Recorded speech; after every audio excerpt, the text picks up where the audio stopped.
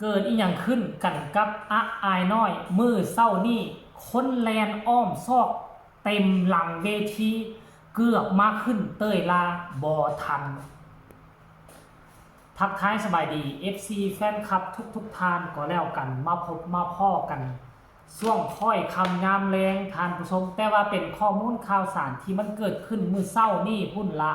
เนาะก็ต้องขอทักทายสบายดี FC น้องอาไอสกุลนพรลูกสาวของบอสนกพงศกรอาจจะสร้างตำนานบทใหม่ขึ้นมาอีกแล้วทุกคนเอ้ยสร้างตำนานจังใดฮู้บ่ยาล้ำบ่อยู่เป็นมือที่สองน้องได้นอนคนเดียวเนาะนอนไปนอนมาจังใดฮอดเวลาเต้ยลาฮอดเวลาเต้ยลาบ่เห็นน้องอาอายขึ้นมาจะฮอดคิวของน้องอาอายเรียบร้อยแล้วคนได้ไปแล่นไปซอกหาอาอายว่านอนอยู่ใส่นอนเจใดนอนกับผู้ใดสัวจะซอกอาอายสัวจะไปปลุกอาอายใส่สุดขึ้นมามีสองคนหิ้วปีกอาอายแลนขึ้นเวทีจับเกิบส้นยองขึ้นมาผู้หนึ่งก็จับไม้แลนขึ้นมาบ่ฮอดเทิงเวทีแล้วก็จับอาอายใส่เกิบแล้วก็เอาไม้ให้อาอายก็แม่นหน้าเข้าไปหน้าเวทีแล้วก็ภาพนั่นตัดไป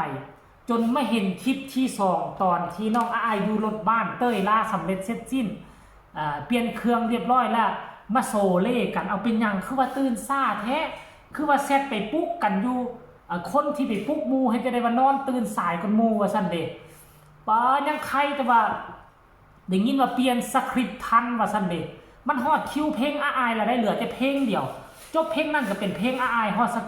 คริปต์เพลงอาอายแล้วแล่นหัวไทยหัวตั้งขึ้นเวทีว่าซั่นเด้ทุกคนโอ้ยเดี๋ยวกินน้ำก่อน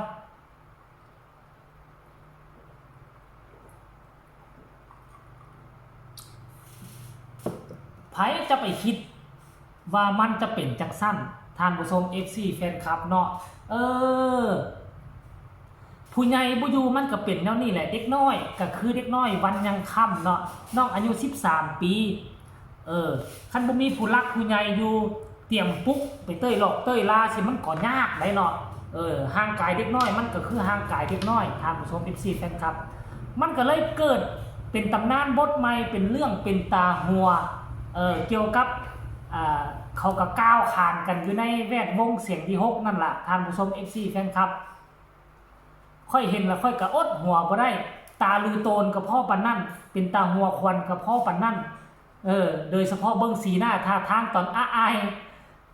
จ้อนกระโปรงแลนขึ้นเวทีนั่นน่ะท่านผู้ชมผู้ช่วย2คนกระอดหัวควันบ่ได้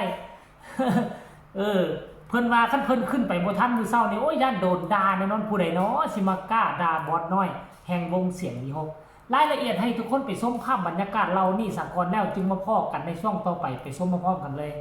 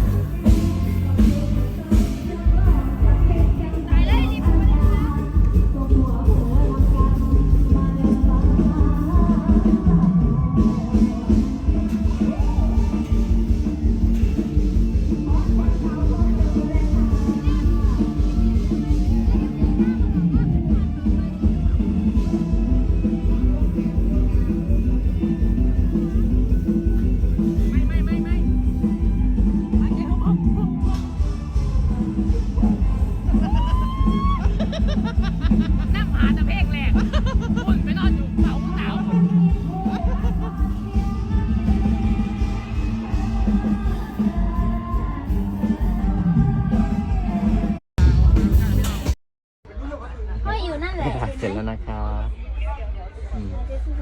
เป็นอยู่ผู้เดียวพี่น้องมานั่งเฝ้าก่อนยานบ่มีหมู่เพิ่นเก็บของเป็นอยู่ผู้เดียว2มื้อแล้ววันนี้มื้อที่2อย่าล่ำกลับบ้านถึงบ้านนอนหนูพูดฉากไม่ทันและยังมาเถียงแม่พีว่าเขาเต้ยอยู่ไม่ใช่ฉากหนูแต่ว่าเพลงสุดท้ายแล้วรีบวิ่งเลยค่ะเกือบใส่ชุดไม่ทันถ้าเกิดว่าจะคล้องในเตยเฮ็ดจังได๋บัดนี้ใส่สูทบ่ทันโดนด่าถึกด่าพร้อมไล่สดพร้อมมื้อนี้ดีแต่บ่ได้เตย พอดีอาบอกอาจารย์นัททันให้เปลี่ยน รอ พี่แพรครั้งไม่งั้นตุยเลย พ่อยกับว่าตัวเองได้เตือนตายเป็นยังบ่ถือความแล้วเพิ่น หลับสนิทแบบไม่ได้ยินเสียงเพลง เอ้า ไม่ได้ยินอะไรเลย แม่กันยังมาปลุกเหรอเด้ดึงขึ้นปานนั้นกันยังบ่อยากลูกอยู่ นัทไม่ได้ยินใครเลย หรอ ไม่รู้สึกตัวด้วย งงมาก น้องไม่รู้สึกตัวเลยว่า กะสินอนกะสินอนคักโพดนอนแสบโพดมันเย็นใช่ไหมแม่ก็ฝันเห็นไหมตอนที่น้องทักไปหาแม่บอกว่าแม่ไม่ขึ้นฉากเหรอ ฝันเป็นเรื่องเป็นราว แม่ก็ฝัน ใครปลุกไม่ได้ยิน อ้าวฉากจะคล้องตอนนี้ก็เลยลูกฉาก5เกือบไม่ได้ขึ้น ไม่นอนอีกแล้ว แม่นอนหลับค่ะไปนอนอีกแม่ ไม่ไปหรอก ไปแน่โอ้ยบ่ละบ่มีไฟละ ชวนเราอย่างดีแต่ว่าเขาไปนอนเฝ้า บ่มีไฟซ้ำนี่ตาจะคลองล่ะไปนอน เอเล่ฟอเก็บกองแม่พาไปอาบน้ำอาบบ่เอ้ย นั่น ทุกคนนั่นคือคลิปบรรยากาศตั้งแต่ตอนเศร้าๆตอนเต้ยลากันนุ่งเครื่องกันยังว่าแต่งตนแต่งตัวบ่ทันแล้วนะยังบ่ทันใส่เกิบเลยนะแล่นขึ้นเวทีน่ะ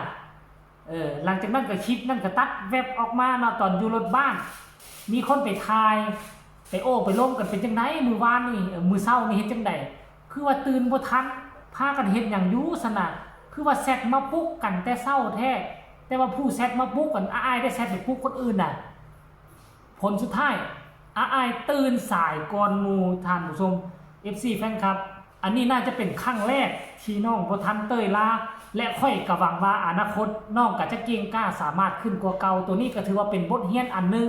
เวลาที่บ่มีคนคอยประคบประงมคอยปลุกเวลาเต้ยหลอกเต้ยลาฮอดเวลานอนบ่มีคนเคยบอกบ่มีคนคอยบอกน้องก็จะศึกษาเรียนรู้เรื่องเหล่านี้ด้วยตนเองแล้วค่อยก็คิดว่าบ่เกินอีก4หน้า5งานน้องก็คงจะเนาะสิ้นเคยน้องก็คงจะไปได้ด้วยตนเองว่าจำเป็นต้องให้คนอื่นมารอท่าปุ๊บเต้ยหลอกเต้ยลาต่อไปอีกแล้วเนาะท่านผู้ชมบ่มีไผจะบ่เคยผิดพลาดมันต้องมีครั้งแรกในชีวิตต่างแต่ว่าเฮาจะปรับเปลี่ยนตนเองแนวใดให้มันอยู่แล้วก็เก่งกล้าสามารถขึ้นกว่าเก่าสมเชยอ้ายน้อยสกุลนพรลูกสาวของบอสดกพงศกรแล้วกันเนาะเอาสำหรับคลิปนี้ก็ขอฝากฝังเอาไว้เพียงสำนี้ตอนค่อยคำยามแรงรอท่าพยุงมักเฮ็ดบ่เข้าจักเทือปานนั้นเขาโฆษณาว่าจะเข้ามื้อนี้บ่เห็นเข้าเนาะก็ให้ระมัดระวังกันไว้คันบ่เข้าตอนนี้อาจจะตอนค่ำๆน่าจะเข้าก็ฝากคลิปนี้